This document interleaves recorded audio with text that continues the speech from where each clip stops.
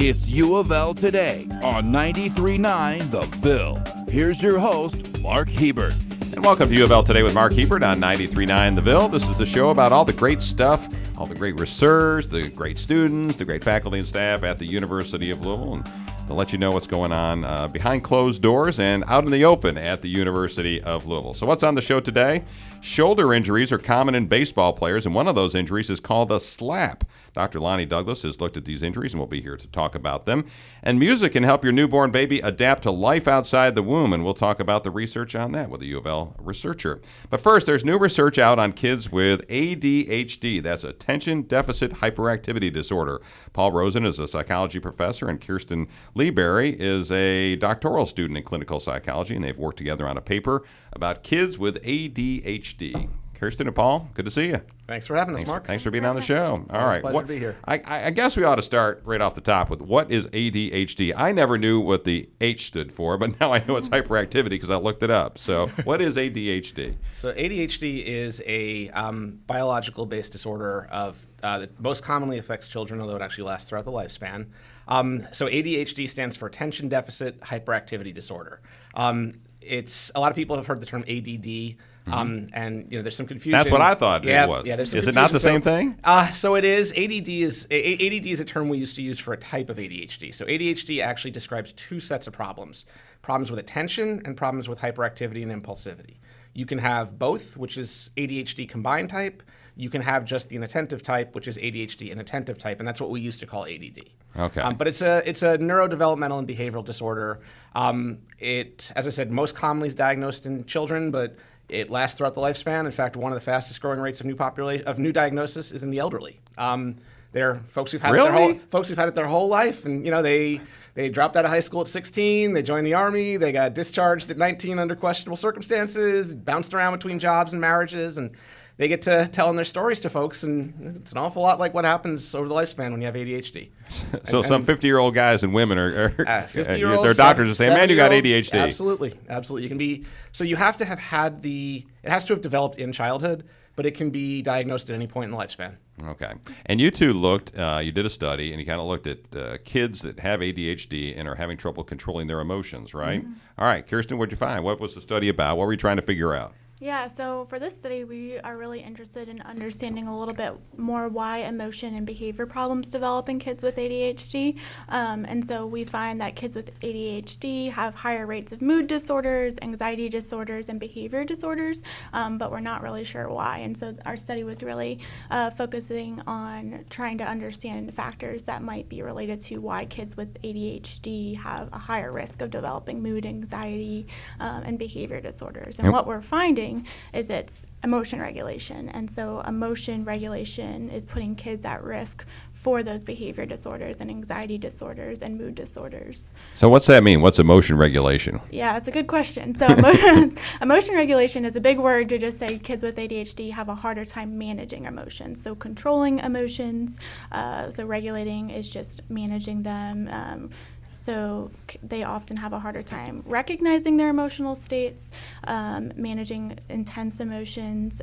We find that their emotions are more labile, just meaning they go up and down more. They're more likely to react quickly to emotions in those situations. Did you have anything you want to add to that? Emotion regulation is it's not something that's atypical. Everybody regulates their emotions. In fact, we're all doing it most of the time. It's a continuous process. What we know, though, is that kids with ADHD they're more likely to have difficulties regulating their emotions. They're more prone to strong emotions. They are more prone to reactivity. And they're also, when they do get upset, they have a harder time sort of keeping control of themselves. We've known that for a while. I mean, that's a pretty well-established finding. What Kirsten's study has demonstrated, and one of the things we're finding out in the field is that that's actually, those emotion regulation problems are actually what's causing a lot of the behaviors that we thought were just behavior problems. So a lot of the behaviors in kids with ADHD, we think about kids with ADHD misbehaving or not listening or being disrespectful. Inattentive, Yeah, all that sort of stuff. That a lot of that is not willful. It's not that they don't want to behave or that they're not trying to behave or that they're lazy. It's that they have these really strong emotional reactions. And these emotional reactions happen very quickly. And when they happen, they're not able to control them, and it leads to a lot of that negative behavior. And that's the key, I guess, isn't it? That it's not willful, that these kids are not trying to misbehave. They're not trying to, be bad kids. That they just can't control themselves. Is that essentially what you're getting at? That's a big part of it. And it's not that they can't control themselves. It's that it's harder for them to control themselves. Okay. They have to work a lot harder than typical kids. So it's not that kids with ADHD can't behave. We never want to say that. Right, What I tell parents is it's an explanation for the behavior. It's not an excuse.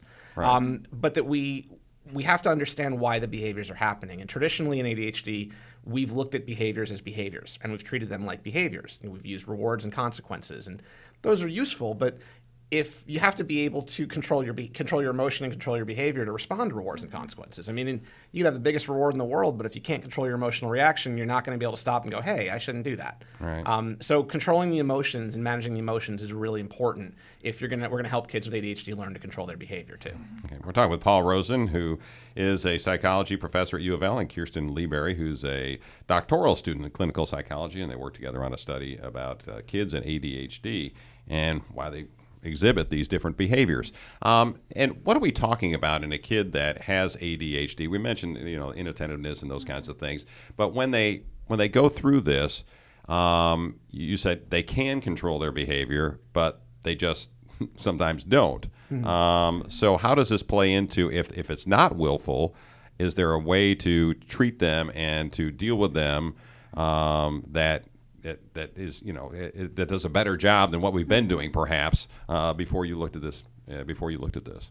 I don't know. You tell me. You're the trained guys. That's a great question, Mark. And there's a lot of evidence suggesting that the treatments we have work well for managing inattention and hyperactivity. The medication treatments work very well for that. We have some well-established behavior treatments because, a lot of the behavior is emotional, but not all of it. Mm-hmm. Every kid has some times when they just rather would not follow the rules. Mm-hmm. So we have treatments for that, but what we're finding is those treatments are not addressing the behaviors that are coming from emotion. I'm upset and I lash out, or something doesn't go my way and I can't handle the frustration and I wind up mouthing off, or I wind up doing something that makes things a lot worse. And then when I get a consequence, now I'm even more upset and it just spirals out of control. So we've been developing in our lab actually a treatment that is focused on addressing the emotion regulation problems for kids with ADHD. It's called the Managing Frustration for Children with ADHD treatment. And it's specifically... So is this a new treatment? It's a new treatment. We started testing it about 10 years ago. We just published the first paper on it last year, and we're doing some follow-up work on it. And the treatment specifically focuses on helping these kids address the emotion regulation deficit. So for starters, helping them learn to understand their emotions. A lot of times kids with ADHD don't realize they're upset until they're really upset. Mm-hmm. And that's the point at which it's a little bit harder to use as coping skills. So helping them learn to understand when they're getting upset, helping them to understand what makes them upset, and then also helping them to learn some coping skills they can use so that instead of reacting, instead of exploding or melting down, they're able to deal with that. They're able to handle the frustration and be able to problem solve their way through it. And Kirsten Leaberry, what's the takeaway for parents? What do you want them to have as a takeaway from your study? I think the biggest takeaway is just a little bit reinforcing what we just talked about, that a lot of the behavioral problems are not willful, but more that emotionally driven behavioral problems, and that sometimes the traditional behavioral treatments that we know have some evidence and do work aren't going to target some of those emotion problems that are actually really underlying the behavior problems, and that there are some treatments that are now being developed to help the emotional problems, but just giving them that information. As a parent, I'm going to ask you the obvious question here. So does this mean parents with kids with ADHD that are having these emotional problems should give them a break? I think so. Yeah. One of the things that we tell parents is it's okay to like your kid even when they're struggling. It's true. These kids have to deal with this every day, and parents have to deal with this every day. And a lot of parents and kids come in and they're very stressed and they're very worn down. And so it's okay to give them a break once in a while. I think parents feel like they've got to hold the line all the time. Mm-hmm. We talk about consistency. You got to be consistent, and consistency is important. I've got a toddler. You do have to be consistent with them, but there are also times when you have to let your guard down. You have to be able to let them relax a bit. And so if you can tell that a problem is emotional, if you can tell that a kid's getting more and more upset, what we tell parents is a lot of times it's helpful to de-escalate them before you worry about disciplining them. Okay. So, you're upset, your kid's done something, said something, you want to haul off and, give them a timeout, ground them, whatever disciplinary tactic you're going to use. but that it's a good idea to sort of figure out why. If you can stop yourself and think, okay, they're clearly getting upset here. Let's calm them down. There's a phrase that we like. It's not ours, but we use it a lot, which is that no learning happens during meltdown. When a kid's having a meltdown, they're not learning anything. Right. They're just having a meltdown. So get them calm, de-escalate them, help them cope with the emotion. And a lot of times what you find afterwards is they're just as remorseful or they're just upset about it as you are. And discipline's going to be a lot more effective then. All right, so there you go, parents. Those of you with kids with ADHD, pay attention to Mr. Rosen. There you go. There's a little bit of advice. All right. Dr. Lonnie Douglas has been with us before. He's a professor in the UofL School of Medicine and orthopedic surgery and a surgeon himself. And he's seen a lot of injuries and written about some of them, including slap injuries in baseball players. Lonnie, welcome back. Thanks for having me back, Mark. What the heck is a slap injury? SLEP. Well, what is that? Actually, SLAP, like a slap in the face, literally. That's an injury that was first coined by my mentor, James Andrews, and another guy, Snyder, way back in early 70s. And it stands for superior labrum anterior to posterior tear. That's a big mouthful. Yeah, that is a mouthful. What's that mean? Essentially, the labrum in the shoulder, just for a little bit of background, is sort of like the meniscus in the knee. It's a ring of gristle that sort of acts like a bumper that goes all the way around that ball in the shoulder, sort of like the bumper on a pool table. Okay. Only there's one big ball. Now that bumper helps keep the golf ball on the tee, so to speak. In your hip, the hip is stable because it's a ball in a socket. And it's mechanically stable. But the shoulder doesn't have that? No, sir. The shoulder is more like a golf ball on a tee that you turn sideways.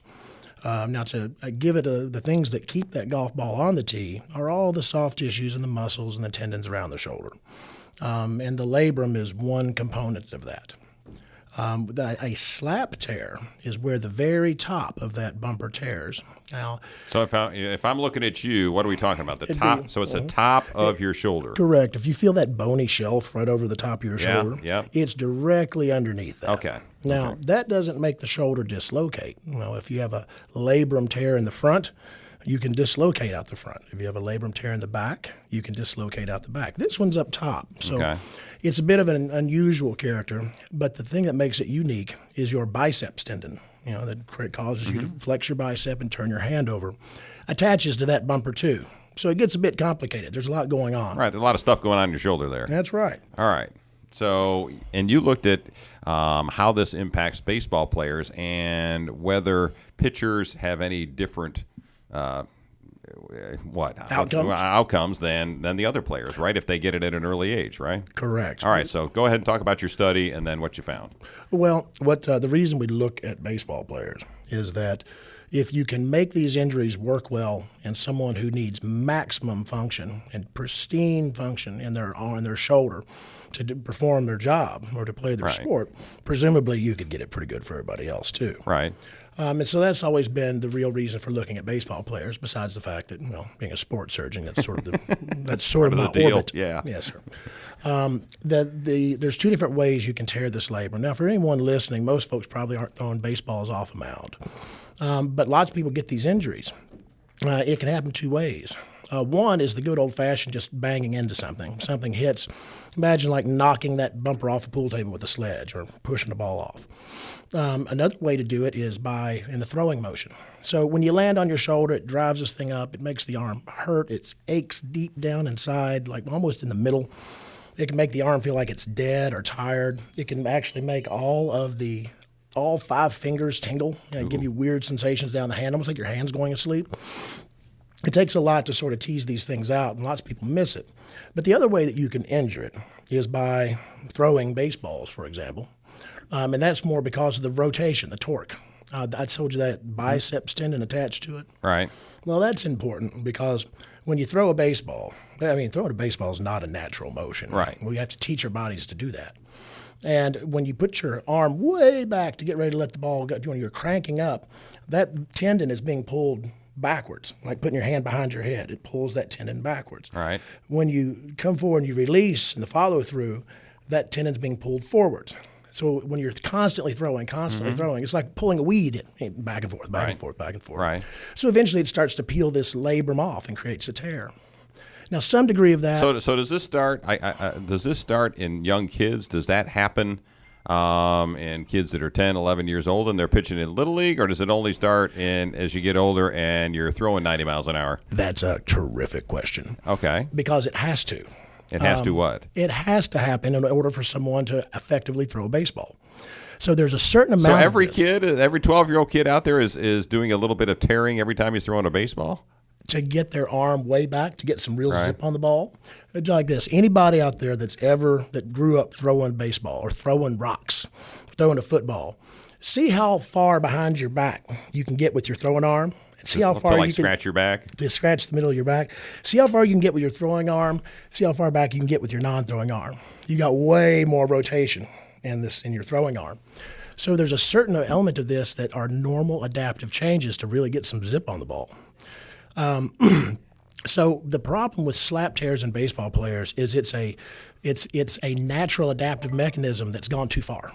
Right? When those adaptations go too far and the shoulder is now suddenly too loose and it's got the tear it's peeled back too much, that's when it's problematic. And that's what we looked at in baseball players. Okay. Let me tell you, we're talking to Dr. Lonnie Douglas, who's a professor in the UofL School of Medicine in orthopedic surgery and a surgeon himself, and we're talking about baseball injuries, slap injuries of the shoulder in baseball players. So you look specifically at pitchers versus daily players. Right. All right. So I assume you found that pitchers have more tears and tougher time recovering? I don't know. What'd you find? You're exactly right. And what we were trying to demonstrate is it's not the most exciting thing in the world to talk about this natural progression of the motion in the shoulder, but it's important.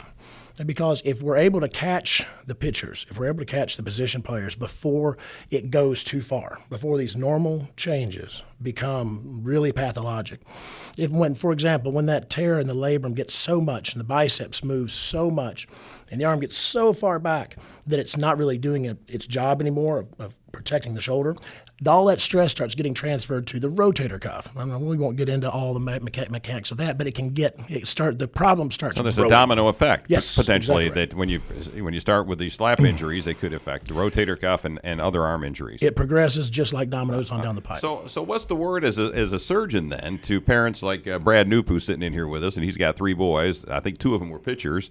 What's the word to those parents? Should they be coming to an orthopedic surgeon at age 12 and saying, "Oh Lord, no," and saying, "Hey, you want to look at my kid's shoulder to make sure he's not tearing something"? No, Mark, I think last time we discussed Tommy John injuries a bit. That's something that can affect kids as young as 13, 14. God help us if it was 12. But no, with a slap tear is something more when you start getting into the high school ranks, when you really hit maturity, right? Okay. When you stop growing, my advice would be if you're starting to lose some velocity on your pitches, if you're starting to lose some control, if you're starting to feel weird sensations in your hand, down the arm after a long session of throwing, and don't just ice it and walk it off, and get it checked out, because what we found in our study that contradicted and was contrary to what has historically been in the literature is if we catch these before it progresses too far, they can actually do much better than what's historically been reported. Meaning what? They recover faster, or they regain their velocity on their fastball? What? It means they can return to whatever position they were playing, including pitching, with a much higher likelihood. And the literature has reported rates of returning to play as low as 30% after having these fixed. That's really? Pretty terrible. So they require surgery if you have a slap tear that is the labrum tear that is it's pulling away from the bone and all the other stuff in there. Do you have to have surgery, or is it something that can be fixed by just resting your arm for an entire baseball season? That's another great question, because we try to spare somebody surgery, especially because the odds of success aren't 100%. What we did find is that we can, if you select and the patients correctly, and you catch it early enough. I apologize, I'm going hoarse. Allergy season. No kidding. If we catch it early enough, we can make it as successful as 80-90%, even in pitchers. So what's your pitch for UofL sports medicine and sports orthopedics? We got some big things happening downtown, Mark. We've got a tremendous new CEO that's breathing an awful lot of life into the system. He's hard charging. He's ambitious. He shares the same goals we've had for University of Louisville sports medicine privately for some time. There's big stuff coming on the horizon, and it won't be very long either. So. All right. But the pitch you're making to parents out there is if you're looking for somebody to take your kids to check out their arms, Come see Lonnie Douglas and company. Come see me downtown at University of Louisville. I'm in the outpatient building. See patients there in our private office. I will guarantee you one thing: we'll get it figured out. We will get it correct. Okay, and hopefully without surgery. Correct. All right. Dr. Lonnie Douglas, always great to see you. Thanks for being on the program. Thanks, Mark. We know most kids love music, but there's also a lot of research around music and newborn babies. Michael Detmer is a music therapist and teaches in the School of Music, and he's done some of that research on music and newborns. Michael, good to see you again. You as well. You've also done research on music and older folks, right? Yeah, little bit of everything. All right. Well, maybe we'll talk about that here in a minute too. But let's talk first about your research on babies and music. What's your research? What are you working on? Yeah, so we just published a really interesting study. It was the effects of contingent lullaby music on parent-infant interaction and infant crying in the first 6 weeks of life. It's a mouthful. All right. What's contingent music? Yeah, so great question. So contingent is basically we will offer a reward of music based on a contingency. So if an infant demonstrates a desired behavior, then they would get music as a reward to reinforce more of that behavior. Okay. So what we did was we worked with moms in the postpartum unit right after birth, usually like in the day or two after delivery. And these were healthy term infants.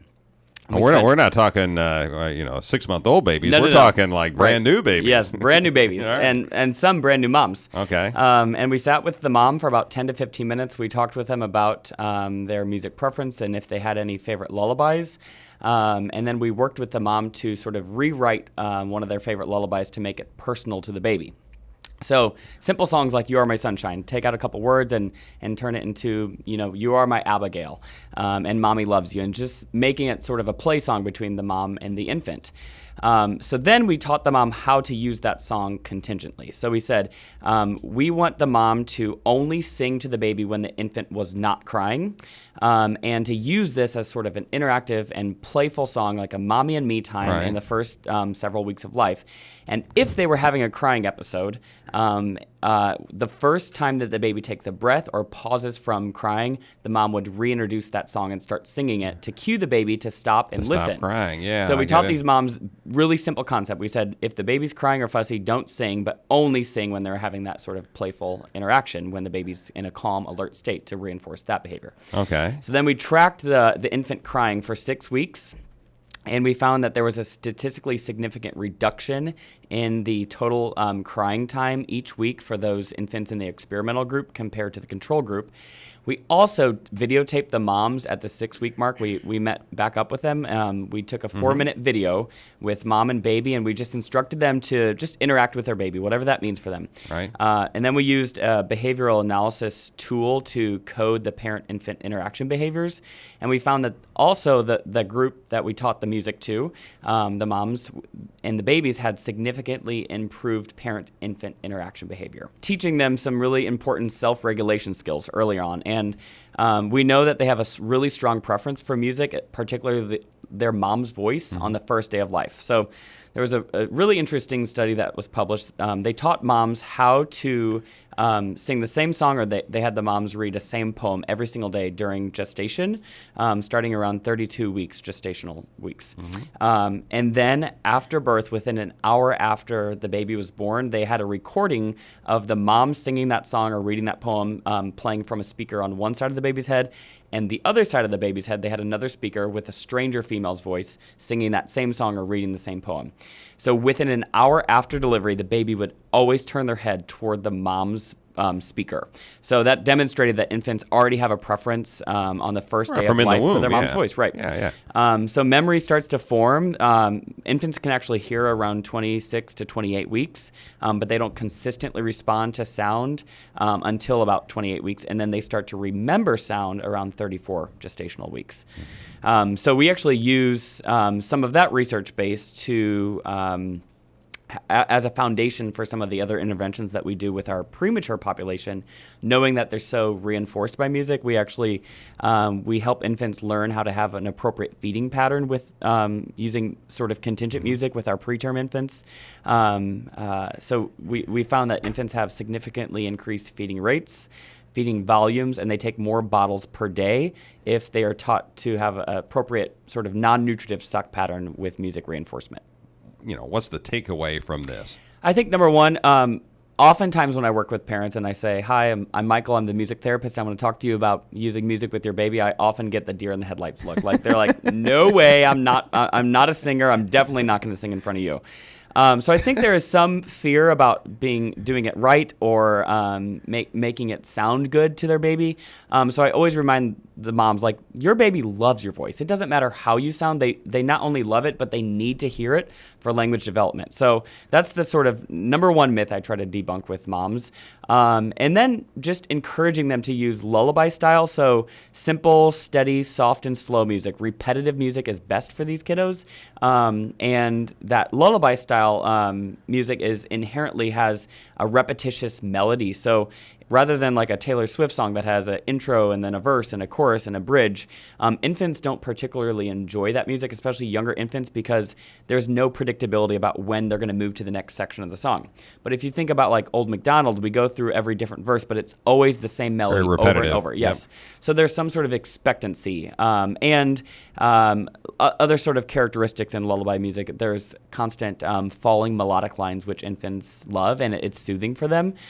So they maintain their engagement longer with singing versus speech. Mm-hmm. So I encourage parents to use that as well. As like think about how if you're trying to engage your infant and keep them interactive with you, music inherently has some of those qualities that promote interaction and engagement. So using that versus speech. We're talking with Michael Detmer from the UofL School of Music. He's a music therapist and has done some research on music with newborns and with older folks, which we may not get a chance to talk about too much here in a minute because we're about ready to run out of time.